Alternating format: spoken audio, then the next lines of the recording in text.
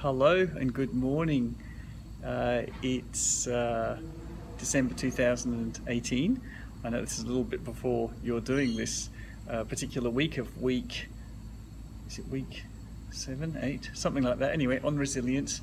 And I'm here with a lavender plant that's been cut back quite viciously in the last couple of days, and there's not much left of it. It used to come out all the way out here into the path, and so it's experienced some serious setbacks, as it were. Will it bounce back? Well, resilience, I think, is the ability to keep going and growing in Christ through difficulties in the face of challenges, particularly of intercultural ministry. And this week we're going to be looking at a couple of, well, 2 or 3 excellent resources on this. First of which is a chapter from this big book by, I don't know how you pronounce his name, Clemens Sedmak. He's an Austrian theologian. He's a professor at King's College London now of moral and social theology, I think it's called.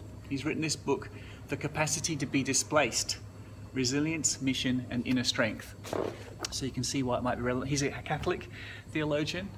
He loves Jesus, and he's had his own experiences of being displaced. And he talks about resilience being, if you have the capacity to be displaced, then already you have a serious amount of resilience. And he talks about you can grow in resilience. He talks about the foundations of resilience, how you can increase in, grow in resilience, even through the hardships that you may be facing. And then there's a lovely reading from David Bosch's beautiful little book. David Bosch was a missiologist in South Africa who died, I think, in a car crash in 1992, having written a huge book called Transforming Mission, which continues to be a real classic in missiology. But he wrote a tiny little book called A Spirituality of the Road, which was a series of talks he gave to a group of missionaries on the field. When I lent the book, and I can't show it to you because I've lent it to Anthony Bramall, he just loves it, is loving it, and wants to give it to several friends out on the field. And we'll be reading a chapter from that called The Courage to be Weak. I think you'll enjoy that. And I've got a plant at home, a kind of a tree that grew up on its own. Some bird must have dropped a seed in our backyard and started to grow. We still wonder what kind of tree it is.